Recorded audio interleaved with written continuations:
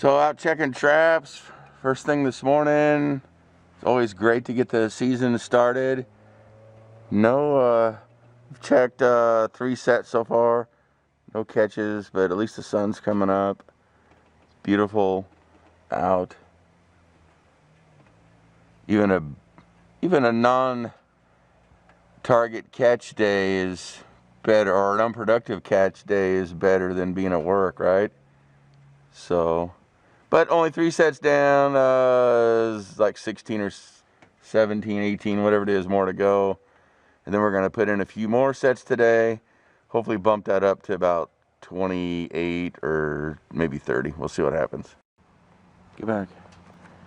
Okay, so this set is obviously sprung. And it was a T-bone. Part of the T-bone is uncovered. The trap is just sitting in the bed. There's no digging, there's nothing else like that. And I'm just using my advanced investigative skills here. But see the big cow print right there, and there's another cow print right there, and there's all kinds of cow manure here, and you can see the culprits are right over there. Da da da da da, a cow. Unfortunately, this is just part of it when you trap in areas where there's cattle. So you suck it up and you move on, you reset it, put it back in, and we'll see how it goes. Okay, so this is the set along the pond that we set. There's one pond, there's the other pond right through the trees, and this little road. First night, pay off. I mean, told you there was lots of scat here. Unfortunately, down there is what I got. A big, giant, fat grinner. Whew. Just one of those days already. Cows, grinners. We're barely in. We're only like on the 5th or 6th trap, and I've already had one set messed up with a cow and one with a grinner. So we'll take care of this grinner and reset this baby. Okay, here's the set, and it's a T-bone. You can see the T-bone is tucked down in there. Here's the trap bed. You can see the trap is stretched out. There's no catch circle. There's no fur in the jaws. There's no cattle tracks around here. Nothing like that. I'm gonna guess this is a deer. A lot of times when that trap is pulled out of the bed like that, it's deer stepped on it, grabbed the deer pulls away and slides right out. That's why there's no catch circle of any kind. There's no messing with the T-bone. There's nothing. There's no cattle tracks. There's not any deer tracks here either, but it's all sod and everything. So, you know, you're probably not going to see any deer tracks here. But I'm willing to bet this was probably a deer getting up here. They're coming out of this cedar, working this little edge just like a predator would do. Get out here in this field, start grazing, and stepped on my trap because they smell that stuff just like other critters. So we'll reset this and get moving. Okay, we're out here doing our first check, and it's really quiet last night. But this is that spot yesterday right at the edge of the forest with the 2 tracks that are all coming together right here, and then the field out there with the sage grass in it. I was a little worried about this because whenever you get this close or this farther into the woods, you have much more of an opportunity to pick up critters like this, which is a big old raccoon, but he sure did make a mess of my nice set. It's definitely not a coyote. So we'll see if we can't deal with this, remake it, and move on down the road. Okay, so here is some video of an empty trap. In other words, nothing's been here, nothing's messed with it, and the reason I wanted to show you this was, so end of the first check day, and I have, let's see, I caught a coon, a possum, had a cow mess with a set, and had a deer mess with a set, so I had to reset both of those. And then everything else was empty. And the reason that I'm showing you this is because this is what we find most of the time as trappers, is empty sets, nothing there.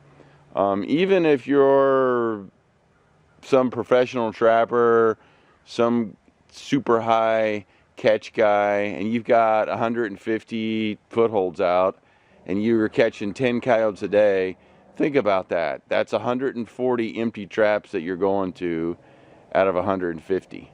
So, I mean, most of what we do is just drive around and check on empty traps.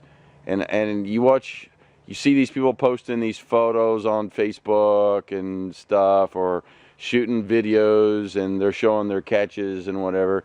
But I think it's good every now and then to stop and be realistic about what we're doing and go, you know, what we're not showing is because, I mean, think about how boring it would be if every single empty set I went to, I shot video of it and said, well, here's another empty one. Nothing's been here. Nothing's messed with it.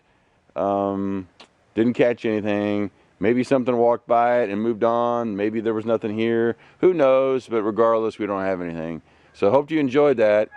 And I'm only saying that because I think sometimes people get frustrated that they're not catching more. And they don't, especially young trappers, and they don't realize most of what we do as trappers is go to empty sets. So just keep that in mind when you're out trapping, and try to enjoy, you know, the other things that come along with trapping. Like, you know, it's a beautiful morning. I got to watch the sun come up again, another great sunrise. Saw a bald eagle this morning. Saw some deer running through the forest. Got to spend some good quality time with my trapping dog, Athena.